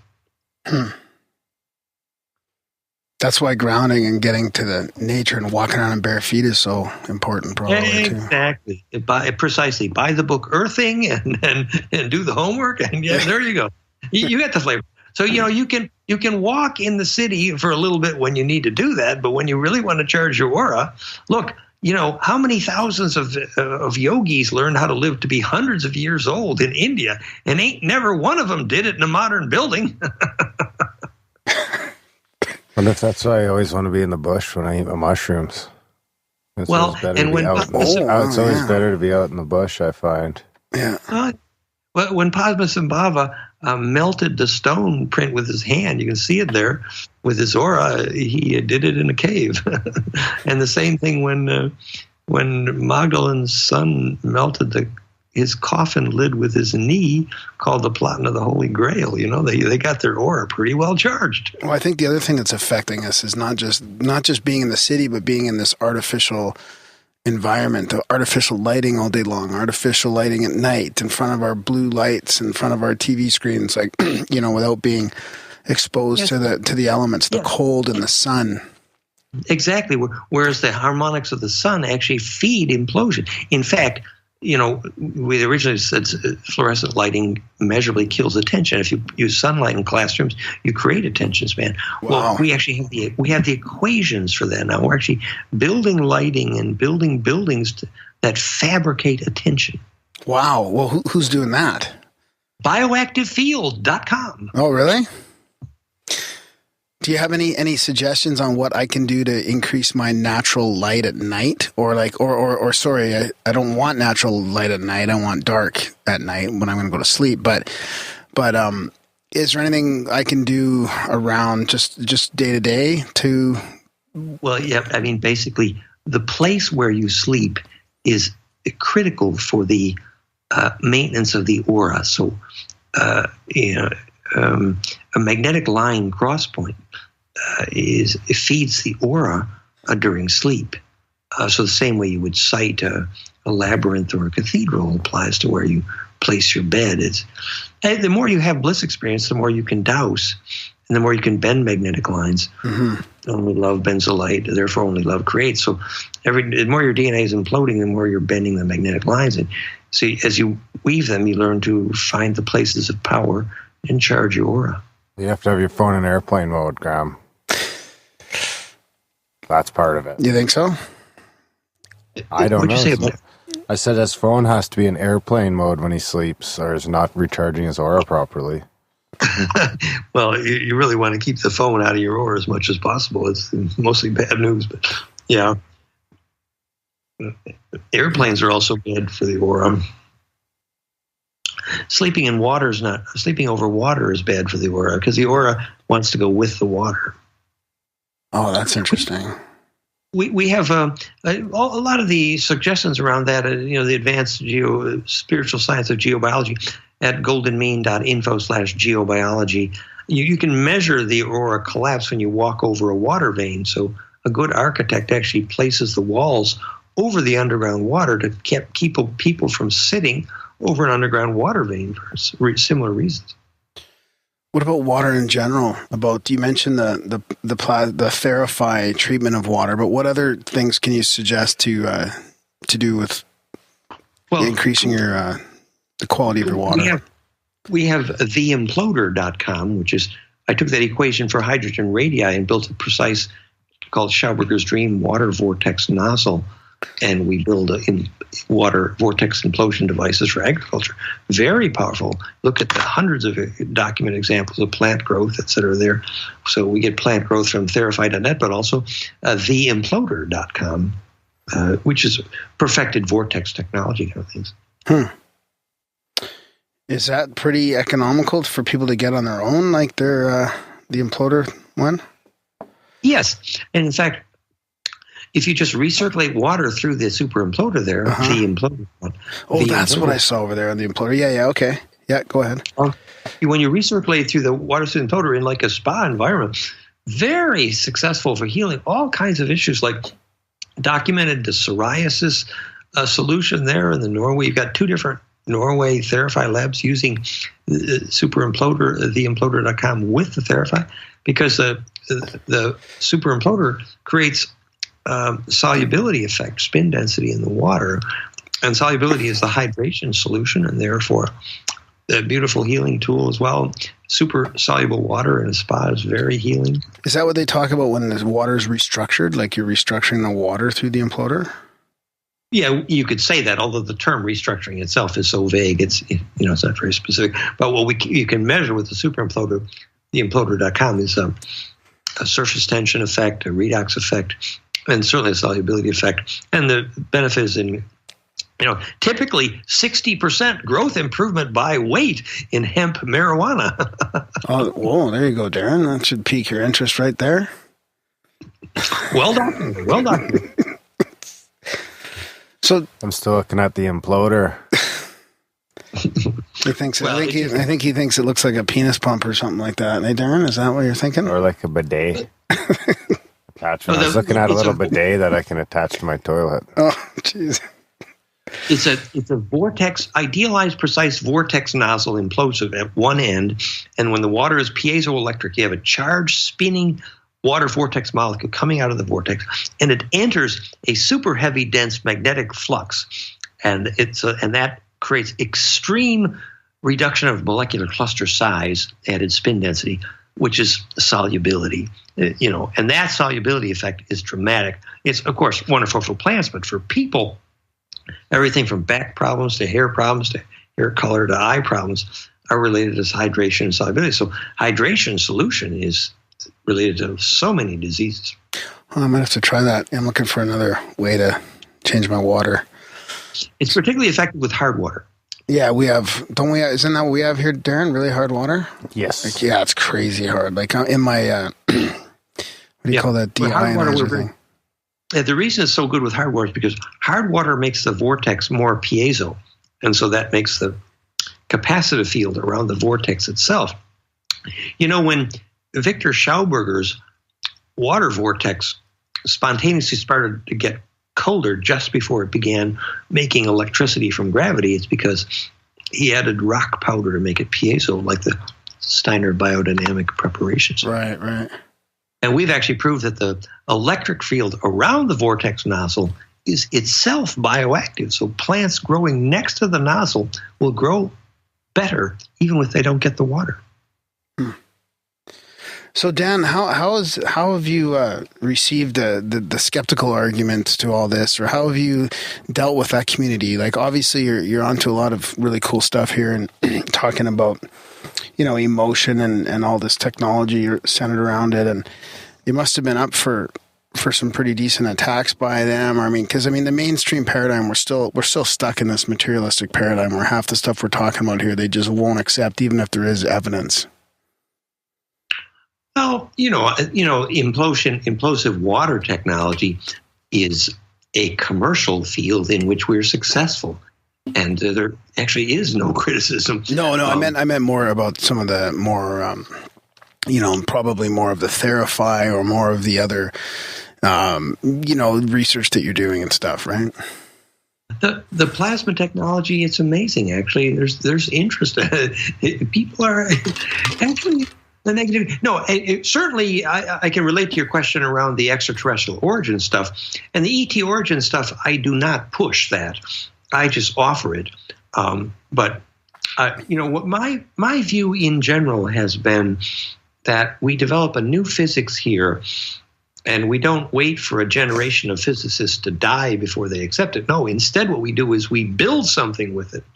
Mm-hmm. And when that's commercially successful, then that's the day when governments and universities come knocking at your door. Exactly. And we have been successful, so we're lucky and grateful. Is there any plans in the future for new things? You've just got this. How long? The Therify hasn't been out very long, has it? A couple of years now. Yes, the Therify's been out maybe just over a year, and we're already in over 12 countries and doing great. There's a waiting list for 4 to 5 months. Oh, wow. But all of our technologies, you can read the whole list at implosiongroup.com, and there's quite a list. The propulsion technology, the energy technology, the crystal technology, and we have breakthroughs in a bunch of those fields. Cooking, where all kinds of good stuff cooking here. It's wonderful. For example, if you take that self-organizing golden spiral on the torus that you look at from the shadows of the tetra, and those shapes are called Hebrew and Sanskrit. If you pump water, particularly if it's piezo or if there's flux density, in that spiral, on that vortex through it, it's the physics of propulsion. And it's why the Vimana flew, and it's why the Nazi Bell flew. And and we have the equations to optimize. That's all at fractalfield.com/propulsion. And that's only the beginning. If you take the same frequency signature and you pump it into quartz crystal, Kotsky frost, that quartz crystal cube made 800 times its own weight in gravity. So we definitely intend to replace every form of transportation on the planet. We're just starting. And the only reason you even want to bother teaching that stuff is because if you want to steer when you die in lucid dream, that's the physics of the reason Hebrew and Sanskrit exist, because they create a propulsion direction vector. And it's the physics of the Ophanum Enochian ritual as well. Wow, so lots of stuff on the go. Oh yeah, big plans. Well, we coordinate a major international team of engineers, which is growing all the time. Wow. That sounds great. So is there anything that you want to mention before we start wrapping it up that we might have sort of just glossed over or missed altogether? Well, we really appreciate people's interest in the technology, and the technology is great as a way to learn the principles here. Mm-hmm. And it's wonderful that they're successful. But the real emphasis here, and even in terms of learning the physics of phase conjugate fractalfield.com, is in fact the hygiene. That once you decide that growing your aura is your priority, then your life changes. And that is hygiene. It's the real meaning of spirituality, the real meaning of the quality of grace. And, here's an example. The definition of the term politics comes from the word body polis.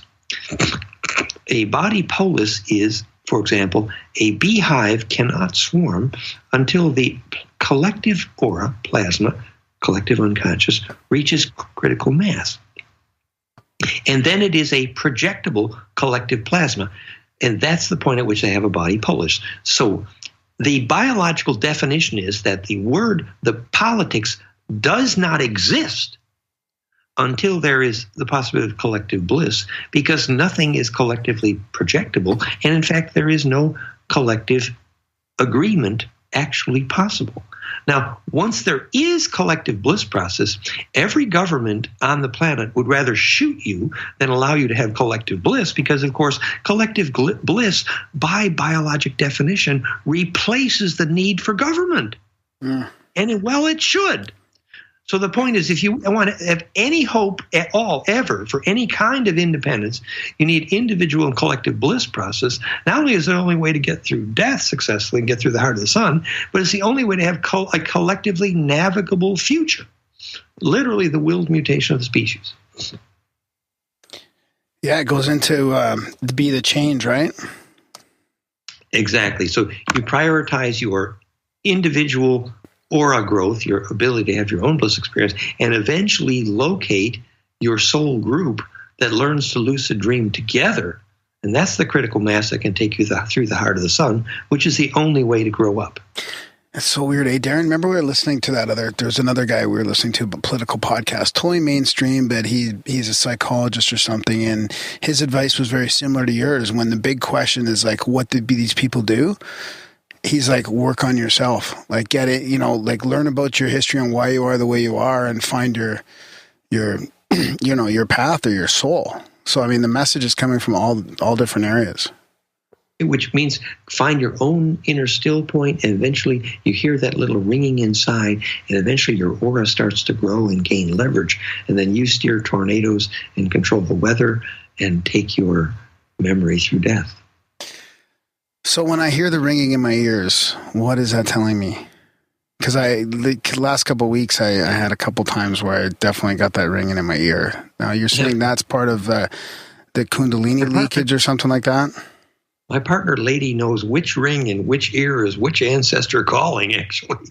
But when Bentoff measured the frequencies of the ringing in the ears heard by meditators, you can see the chart in my book, fractalfield.com.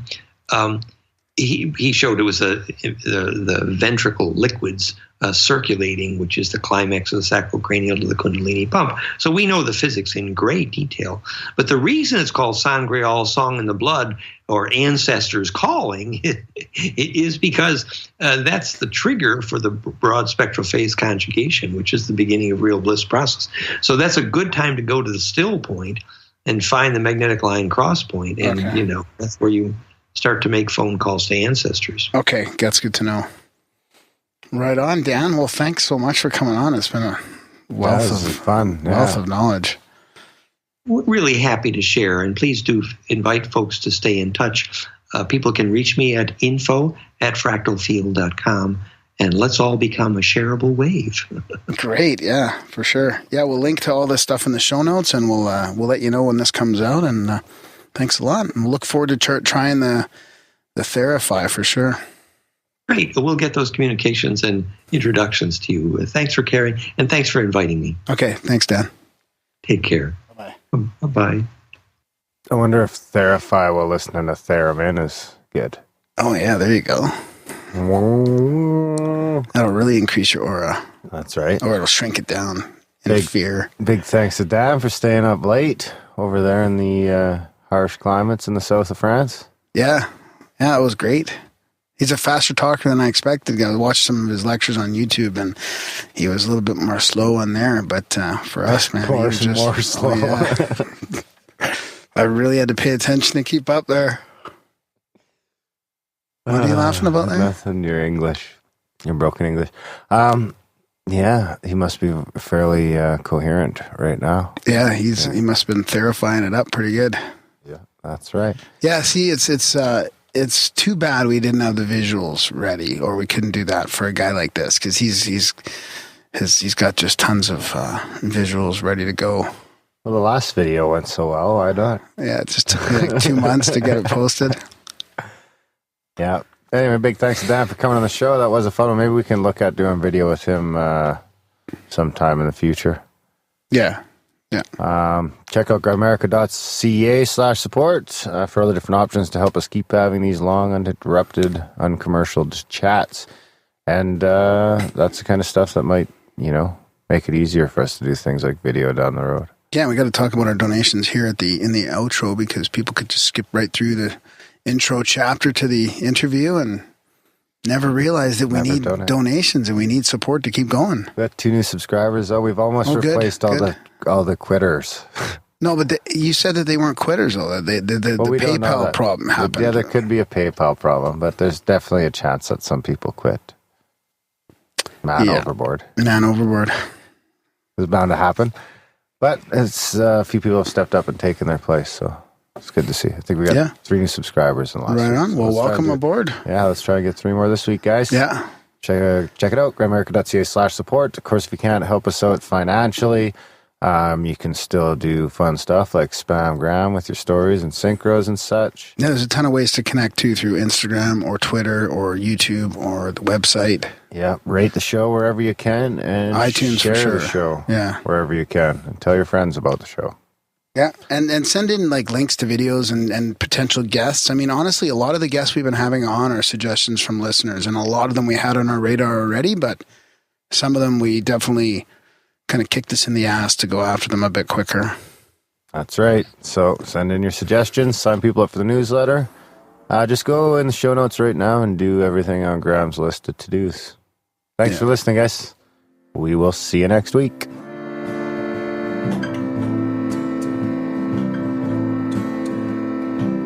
Somehow I built a rocket ship out of the stuff dreams are made and popsicle sticks. Please look at my rocket ship schematics. Tell me it can fly to the moon. Tell me I'm not a lunatic.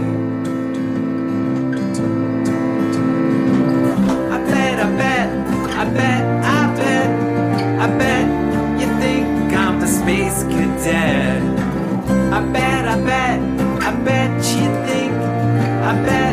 you think I'm a space cadet. No regret, I do not fret, 'cause I am a space cadet. In my hands I have a gas can and matchsticks. Yes, Earth is my home, but